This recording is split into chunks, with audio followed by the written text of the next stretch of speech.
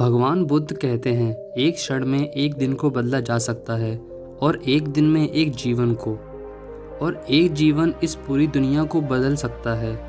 अगर आपके पास खाने के लिए अच्छा भोजन है, सोचने के लिए कुछ समय है कि आप कौन हैं, क्या हैं, ये जीवन क्यों जी रहे हैं, तो आप बहुत भाग्यशाली हैं। क्योंकि इस दुनिया में ऐसे बहुत सारे लोग हैं जिनका पूरा जीवन इसी सोच में निकल जाता है कि आने वाले दिन में भोजन की व्यवस्था कहाँ से होगी। शाम को सुबह के भोजन के बारे में सोचते हैं, सुबह में शाम के भोजन के बारे में। इनकी ज़िंदगी इसी अंतराल में निकल जाती है। आज हम एक सवाल लेते हैं कि यदि हम भगवान बुद्ध के बताए जीवन मार्ग को लेते हैं, तब हम ना तो सुख कर पाते हैं और न किसी के जाने का एहसास। तब इस तरह के जीवन का क्या मतलब रह जाता है। और अगर हम भिक्षु बन जाते हैं और इस संसार की सभी चीज़ों को त्याग कर देते हैं, तब हम क्या प्राप्त करेंगे, हमारी अगली मंजिल क्या होगी।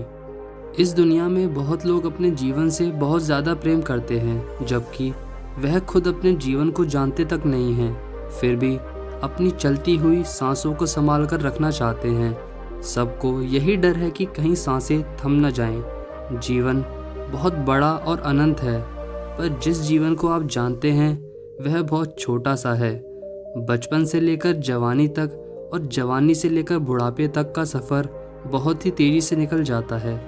इस बीच में हम बहुत से आभास करते हैं, किसी के दुख तो किसी के सुख का एहसास, किसी के खो जाने का एहसास, किसी से ईर्ष्या करने का एहसास, या फिर किसी से नफ़रत, लालच, वासना और ऐसी कई सारी इच्छाएं कभी समाप्त नहीं होती।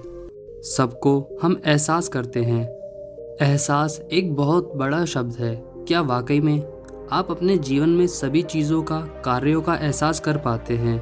जो एहसास कर पाते हैं, जो एहसास कर सकता है सुख का, दुख का, अपने जीवन में घटने वाली घटनाओं का, वह खुद से ही मध्य मार्ग पर ही होता है। लेकिन विडंबना यह है कि हम हमारे जीवन में सुख, दुख और न जाने कितने तरह के कार्यों से घिरे रहते हैं, फिर भी हम उसका आभास नहीं कर पाते।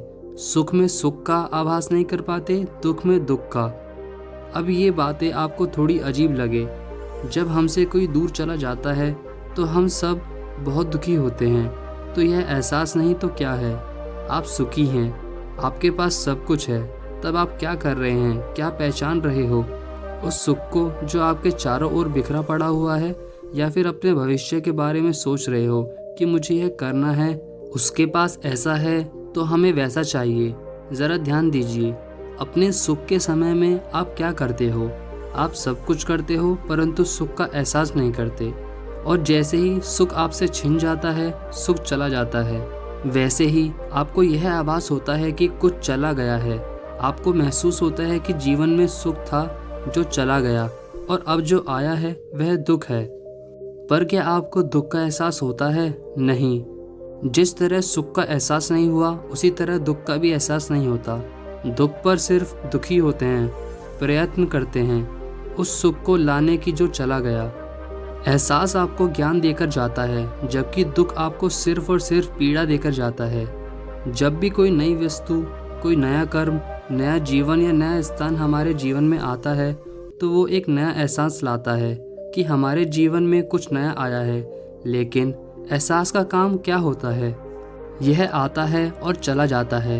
एक नया शादीशुदा जोड़ा इस एहसास को भली भांति जानता है। पति को अपनी पत्नी का आभास होता है, इसीलिए वह उसे भली भांति जानता है। वो उसके कर्म को बड़े ध्यान से देखता है।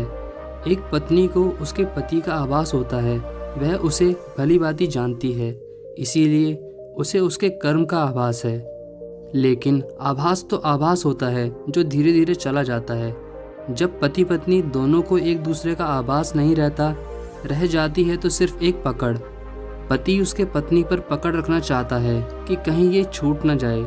पत्नी अपने पति पर पकड़ रखना चाहती है कि कहीं ये चला न जाए।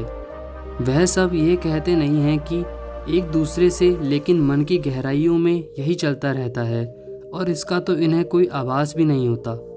दोनों सोचते हैं कि वह सही है। क्या आप नहीं सोचते कि आप सही हैं? भगवान बुद्ध का दिया गया मध्यम मार्ग एक विशेष मार्ग है जो हमें आभास से लेकर एहसास तक जोड़ता है। एक व्यक्ति ईर्ष्या करता है और जिससे भी ईर्ष्या करता है उसका बुरा चाहने लगता है ताकि वह उस व्यक्ति से ज़्यादा श्रेष्ठ हो जाए। तब वह व्यक्ति स्वयं श्रेष्ठ तो नहीं हो पाता, लेकिन वह उस दूसरे व्यक्ति को हानि ज़रूर पहुंचा देता है और फिर जाकर उसी से कहता है कि मित्र, तुम्हारे साथ बहुत बुरा हुआ, मुझे बहुत दुख है इस बात का। लेकिन वह व्यक्ति अंदर ही अंदर बहुत खुश रहता है, जबकि इसमें उसका कोई फ़ायदा ही नहीं होता, लेकिन फिर भी वो अंदर से खुश हो जाता है, जबकि वह अपने इस कृत्य से अपने आंतरिक रूप से गिर जाता है। यह साधारण जीवन है, ऐसा सभी लोग करते हैं। ऐसा जीवन जीने से आपको खुशी मिलती है तो आप जी सकते हैं, आपको कोई नहीं रोकेगा।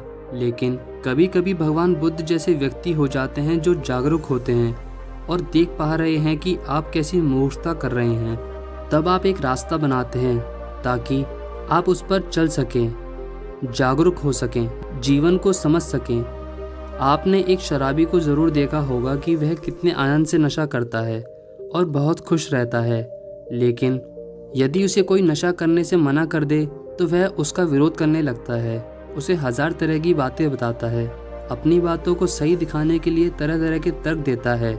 वह समझाता है कि नशा ही जीवन है, जो दुख नशे में है, जो सुख नशे में है, वह कहीं और नहीं है। यह सब सुनने के बाद आप उसे महान तो नहीं कहोगे, जी हाँ, आप यही कहोगे कि वह कितना बड़ा मूर्ख है, जागरूक नहीं है, बेहोश है। जब वह होश में आएगा या नशे से बाहर आएगा तब हम उससे बात करेंगे। यही स्थिति हमारे और भगवान बुद्ध के बीच में है। वह जागरूक हैं, वो सब भली भांति देख सकते हैं। हम जीवन के नशे में चूर हैं, हमें कुछ भी दिखाई नहीं देता, सब सही लगता है। लेकिन भगवान बुद्ध यह नहीं कहते कि वह आपको नशे से बाहर आने पर बात करेंगे, क्योंकि भगवान बुद्ध को पता है कि आप कभी नशे से बाहर नहीं आएंगे। इसीलिए वह आपको जागरूक करते रहते हैं, क्योंकि जो व्यक्ति मध्यम मार्ग पर चलता है वह एहसास को जीतता है। ऐसा व्यक्ति जब किसी और से ईर्ष्या करता है तब उसे तुरंत ही उसका एहसास हो जाता है, और जब वो एक बार एहसास करता है तो उस एहसास के पीछे उठने वाले विचारों को भी वह समझ जाता है। जैसे ही विचार दिखाई दे जाते हैं वह ईर्ष्या खुद से समाप्त हो जाती है। इस तरह वह सुख और दुख दोनों को भी देख पाता है। मध्यम मार्ग पर ना ही तो सुख होता है ना ही दुख, तो फिर क्या होता है? मनुष्य जीवन में यदि कोई अच्छी घटना घट रही होती है तो वह कहते हैं कि सुख प्राप्त हो रहा है, और अगर कोई दुखद घटना घटी रही होती है तो वह कहते हैं कि सुख प्राप्त हो रहा है, और यही घटना बाहर की है और घट रही है। लेकिन मध्यम मार्ग पर चलने वाले व्यक्ति पर इसका कोई प्रभाव नहीं पड़ता। उसे क्या हासिल हो रहा है, सुख या दुख? दुख नहीं कह सकते। एक तीसरा शब्द आता है, वह है आनंद। पर जिन्होंने यह शब्द दिया है वह कुछ और कहना चाहते थे, क्योंकि वह सुख को आनंद नहीं बता रहे थे, वह किसी और चीज़ के बारे में बात कर रहे थे।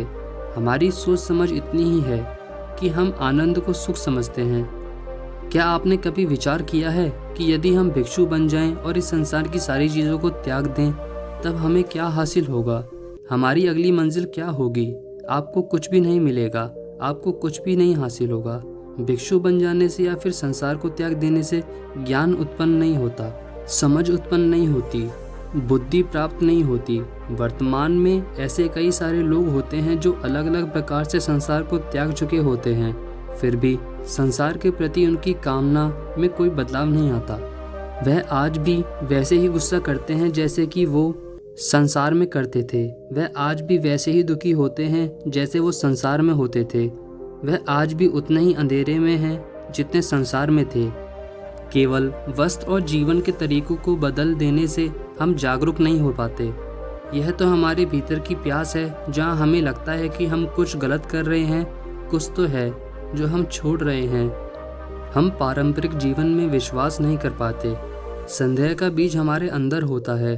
हम लोगों के लिए लड़ते हैं, लोगों की मदद करते हैं। मदद करने का एक बहुत अच्छा आनंद हासिल होता है।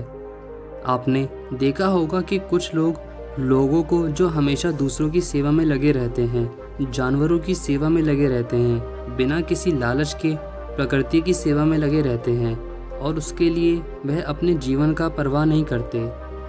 अब हम सवाल खड़े करते हैं, कुछ इसका जवाब अंदर की तरफ तो कुछ बाहर की तरफ खोजते हैं। लेकिन आवश्यक क्या है? आवश्यक ये है कि खुद से अपना मार्ग खोजो।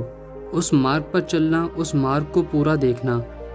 भगवान बुद्ध कहते हैं, अपना दीपक खुद बनो, उसकी रोशनी में आगे बढ़ते रहो। जो अपना उत्तर बाहर की तरफ खोज रहे हैं वह सब ढूंढते ढूंढते थक जाएंगे, वह अपने खुद की अनुभव से अंदर की ओर मुड़ जाएंगे। और जो अपना उत्तर अंदर में ढूंढ रहे हैं, जब वह ढूंढते ढूंढते थक जाएंगे तब वह शून्य में उतर जाएंगे। शून्य में तो महा उत्तर है और उसके लिए परिवार को छोड़ने की कोई आवश्यकता नहीं है, ना ही भिक्षु बनने की आवश्यकता नहीं है या फिर सन्यासी बनने की भी कोई आवश्यकता नहीं है। यदि आपके अंदर में प्यास है तो आप पानी ढूंढ ही लेंगे।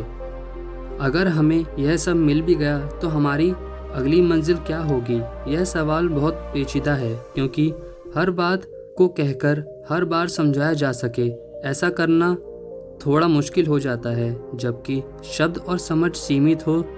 इस बात को समझाने के लिए ब्राह्मण उत्पत्ति, समय निर्माण, प्रकृति, कर्म, मनुष्य और उसके कर्म, कर्म का लेखा और उसके प्रभाव, और उससे उत्पन्न चक्र, और उस चक्र की संपत्ति और मोक्ष के बाद उस निर्माण को समझना होगा जो अभी असंभव है।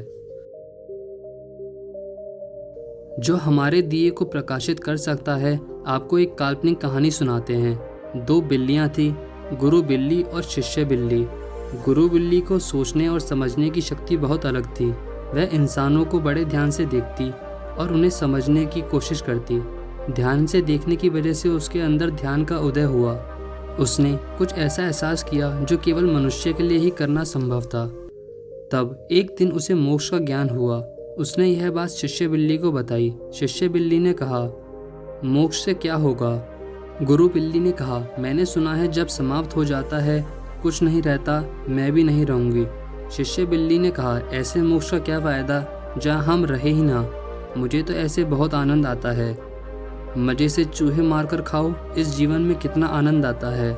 इस जीवन में सुख है, दुख है, सब कुछ तो है। फिर ये मोक्ष पाकर क्या करना है?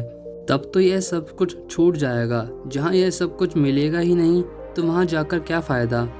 गुरु बिल्ली ने शिष्य बिल्ली से कहा, मैंने ध्यान किया है जिससे मुझे एक अलग अनुभव हुआ है जो मुझे बिल्ली रहते कभी नहीं हुआ। मैंने अलग ही एहसास किए। जब यह सब इतना अजीब है तो मोक्ष कितना अजीब होगा। तो मैं उसे भी मैं जानना चाहती हूँ, भले ही मैं ना रहूँ। और एक दिन ध्यान करते करते बिल्ली मोक्ष को प्राप्त हो गई, उसकी मृत्यु हो गई। शिष्य बिल्ली ने कहा, अजीब पागल बिल्ली थी, अपना पूरा जीवन व्यर्थ के कार्यों में ही निकाल दिया। बिल्ली की ऊर्जा जो उसके शरीर से निकलती थी वह प्रकृति के हाथ में आ गई, और प्रकृति ने उसी ऊर्जा को पढ़ा और देखा कि इससे इंसानी एहसास है। अब इसे दोबारा बिल्ली नहीं बनाया जा सकता। अंत में उसे बिल्ली को होने से मोक्ष मिला और उसे इंसानी रूप में जन्म मिला, और वह दोबारा उस घर में आई जहां उसने बिल्ली होकर समय बिताया था। और उस घर में अभी भी वह शिष्य बिल्ली चूहे पकड़ रही थी। आप सोच रहे हैं कि वह बिल्ली जन्म लेकर वापस आई, लेकिन वह बिल्ली समाप्त हो चुकी, उसे मोक्ष मिल चुका, और अब वह बिल्ली बड़ी होगी और उसे अगर आप अब बिल्ली कहेंगे तो वह आप पर हंसेगी कि आप पागल हो, क्योंकि अब वो इंसान है। तो दोस्तों, कैसी लगी आपको ये कहानी? कमेंट्स में ज़रूर बताएं और चैनल को सब्सक्राइब करना ना भूलें।